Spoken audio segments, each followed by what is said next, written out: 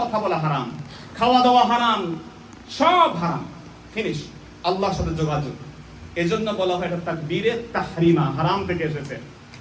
আর ওয়া তাহলিলুহু আত-তাসলিম, যখনই আপনি আসসালামু আলাইকুম ওয়া রাহমাতুল্লাহ, আসসালামু আলাইকুম রাহমাতুল্লাহ বললেন, আবার সবকিছু হালাল হয়ে যায়। সুবহানাল্লাহ। নামাজ শেষ, হ্যাঁ নামাজ শেষ, আপনি চলে যেতে পারবেন, আপনার তাড়াহুড়া আছে, চলে যান, কোনো অসুবিধা নেই। কিন্তু নবীজি বলেছেন যে দুই সময় দোয়া করলে বেশি কবুল হয়, তার মধ্যে একটা হচ্ছে বাদা কুল্লি সলাতিল মাফরুদাত আও মাকতুবাত, প্রত্যেক ফরজ নামাজের পরে দোয়া করলে আল্লাহ তাআলা দ্রুত এই দোয়া কবুল করে ফেলেন। সুবহানাল্লাহ। আপনারটা আগে কবুল হয়ে গেছে সেটা তো আমরা জানি, আপনি চলে যান, কোনো অসুবিধা নাই ভাই। কিন্তু আমাদের অনেক চাওয়া পাওয়া আল্লাহর কাছে আছে না নেই? আপনি আমাদেরকে আল্লাহর ওয়াস্তে এগুলো বলবেন না, এটা অপশনাল, এটা নিয়ে ফিতনা করবেন না। এই ফিতনা করে করে আমরা আজকে এমন ডুবা ডুবছি যে আমাদের মধ্যে আর কোনো ঐক্য নাই। এরা দোয়া করে বিদআতি, এদের কাছে যাওয়া যাবে না, এরা ওসিলাদের মুশরিক, এদের থেকে পূজা ভালো। কিছু মুসলমান ভাইরা আছেন এখন পূজা জিয়ারত করতে যাচ্ছে, মাজারে আমরা যাই সালাম দিতে, শাহজালাল ইয়ামানি রাহিমাহুল্লাহ, আমরা জিয়ারত করি মাজার, আমরা হয়ে গেছি মাজার পূজারী। তাইলে আপনি যে চলে গেলেন,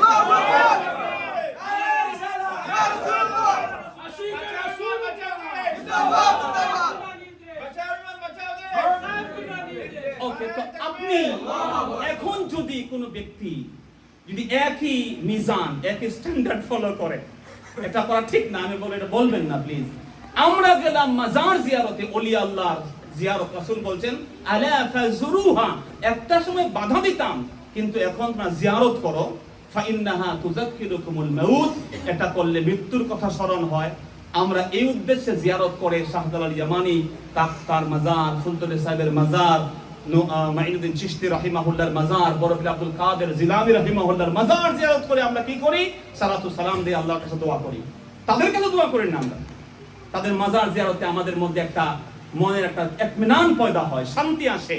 এই ওলির কাছে গিয়ে তার মুখোমুখি হয়ে, মাজারের নিয়ম হচ্ছে ওলি আল্লাহ যেই দিকে তাকিয়ে আছেন কিবলামুখী হয়ে, আপনি কিবলাকে পিছনে রেখে ওলি আল্লাহর সামনে গিয়ে দাঁড়ায়া তাকে আসসালামু আলাইকা ইয়া ওলি আল্লাহ, ও ওলি আল্লাহ আপনাকে সালাম, যেন কবর থেকে তার চেহারা আপনার সাথে মিলে যায়। সুবহানাল্লাহ বলেন। সুবহানাল্লাহ। এটাই তরিকা।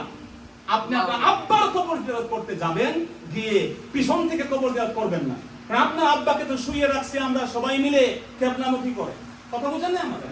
এজন্য কিবলা এখানে ফয়সালা না, এটা কিবলা নামাজের কিবলা, আমাদের আইন ওয়ার রাস, আমাদের জীবনের সবথেকে সম্মানের অর্থ হচ্ছে কিবলা। পা মেলে বসবো না, থুতু ফেলবো না, প্রস্রাব করতে কিবলার দিকে বসবো না। নামাজের কিবলার সম্মান তার জায়গা আছে। কিন্তু যখন দোয়া করব, দোয়ার কিবলা এই কিবলা নয়। দোয়ার কিবলা, কিবলা মানে হচ্ছে ডাইরেকশন, কিবলা মানে হচ্ছে যার দিকে আপনি মুখাপেক্ষী। দোয়ার কিবলা হচ্ছে আসমান। সুবহানাল্লাহ বলবেন না? সুবহানাল্লাহ। কারণ যতগুলো হাদিস পড়বেন সব হাদিসে আমার রাসূল বলেছেন, নবীজি যখন দোয়া করতেন ফারাফা ইয়াদাইহি ইলাস সামা, আমার রাসূল সব সময় নামাজের পরে অথবা যেই সময় দোয়া করতেন সব সময় হাতটা তুলতেন আকাশের দিকে। সুবহানাল্লাহ। এজন্য উলামায়ে কেরাম বলছেন যে ওয়া কিবলাতুদ দুআ আস-সামা, দোয়ার কিবলা হচ্ছে আসমান। দোয়ার কিবলা কাবা শরীফ নয়, কাবা শরীফ কিবলাতুল লিস-সালাহ। কথা বুঝেন আমার?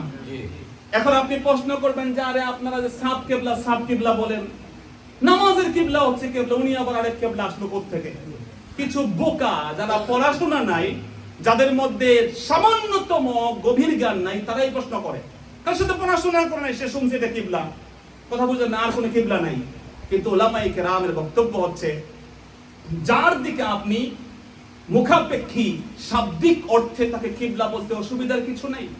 আপনি বার্সেলোনাতে এসেছেন, রোড ঘাট চিনেন না, সাকনাত আপনারা কি বলেন জানি না, গুগল ম্যাপ আপনি সার্চ করে দেখলেন, অ্যাড্রেস মারলেন, তারপরে গাড়িতে সামনে রেখে আপনি ফলো করছেন। ফর দ্য টাইম বিং এই গুগল ম্যাপ আপনার কিবলা। কথা বুঝেন না আমার? এই কিবলা বলা মানে আমি নাউযুবিল্লাহ আল্লাহর ঘর কিবলাকে অসম্মান করছি না, আল্লাহকে সাক্ষী রেখে বলছি কেবলা হাজার লক্ষ মাইল দূরে, কিন্তু আমাকে কোটি টাকা দিয়েও কেবলামুখী করে থুতু কেউ ফেলাতে পারবে না। আর এই আদবটা আমরা শিখছি ফুলতলি সাহেবের কাছ থেকে, আমরা শিখেছি তার মুরিদদের কাছ থেকে, আমরা শিখেছি তার জিকির আজকার তরিকা তাসাউফ যারা করেছেন, পা মেলে বসলে ঠ্যাং ভেঙে ফেলবে আমাদের মুরব্বীরা, ঠিক কিনা বলেন? কিন্তু আপনি দেখবেন কিছু মানুষ কাবা শরীফের চত্বরে বসে, মাতাবে বসে, পা কাবার দিকে দাঁড়া বসে আছে, আছে না নেই? এজন্য আপনি এগুলো আমাদেরকে শিখাবেন না। আমাদের পীর মুর্শিদ বলেন, আপনাদের সবার এই মসজিদ মাদ্রাসা এগুলো তারা বলেন নাই যে আমার নামে রাখো। ফুলতলি পীর সাহেব বলছেন ফুলতলি লতিফিয়া নাম রাখো। আমি বার্মিংহামে গিয়েছি, কভেন্ট্রিতে একটা মসজিদ আছে। আমি কি বলবো আপনাকে, ওনাদের গাড়ির যে গ্যারেজ আছে, গাড়ির যে পার্কিং আছে, আমার মনে হয় কমপক্ষে 40টা গাড়ির মসজিদের পার্কিং এ কেবল 40টা গাড়ির জায়গা হবে। সুবহানাল্লাহ বলবেন না? কভেন্ট্রি শহরের ভিতরে, উদাহরণটার জন্য বললাম যে গাড়ির পার্কিং আন্ডারলাইন না, কি বলে, মানে আন্ডারপাস না, মসজিদের চত্বরে এমন 40 থেকে 50টা গাড়ির জায়গা হবে। শুধু মসজিদের পার্কিং এর কথা বললাম। এই পার্কিং এ এই গাড়ি, এই মসজিদের ইতিহাস যখন শুনলাম, যিনি এটার চেয়ারম্যান এখনো বেঁচে আছেন, সিতু মিয়া সাহেব বলছেন যে বাবা, আমি যখন অনেক আগে 90-এর দিকে সাবকিবলা যখন এই দেশে আসলেন ইংল্যান্ডে, ফুলতলি পীর সাহেব রাহিমাহুল্লাহ, আমরা বললাম যে হুজুর এখানে একটা আর্মির ক্যাম্প, এই আর্মির ক্যাম্পটা বিক্রি করবে। আমরা তো এটাই মাত্র দেখলাম, আমাদের তো সাহস হয় না, আমাদের কোনো কমিটিও নাই, টাকা পয়সাও নাই, আপনি কি মনে করেন? হুজুর বললেন যে চলো এখানে দেখে আসি। সুবহানাল্লাহ বলবেন না? চলে গেছেন দেখতে।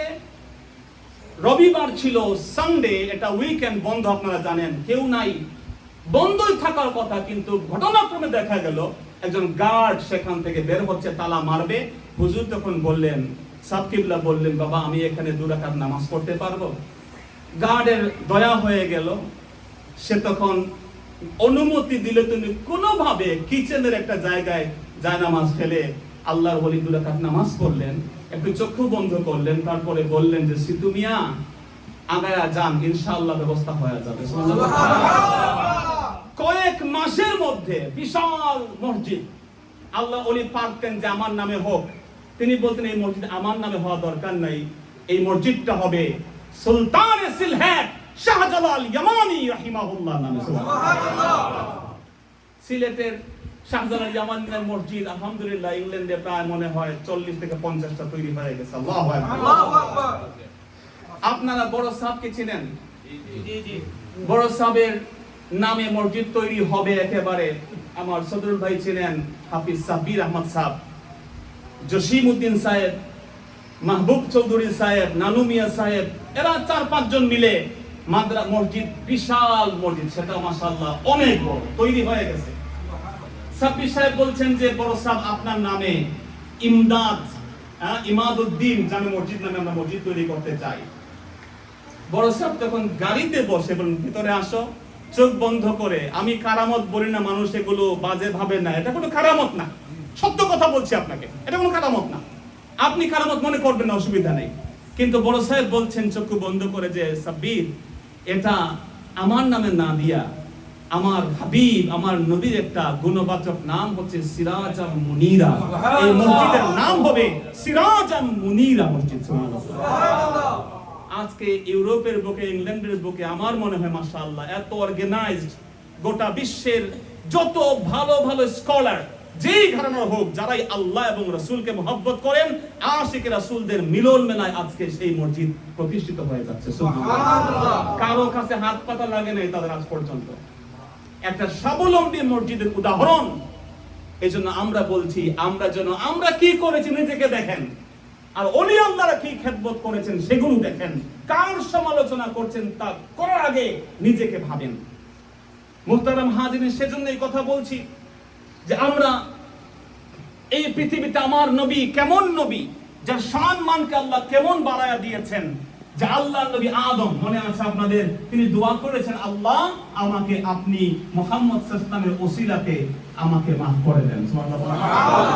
আল্লাহ জিজ্ঞেস করেছেন, কাইফা আরাফতা মুহাম্মাদান, ও আদম তুমি মুহাম্মদকে চিনলে কেমনে?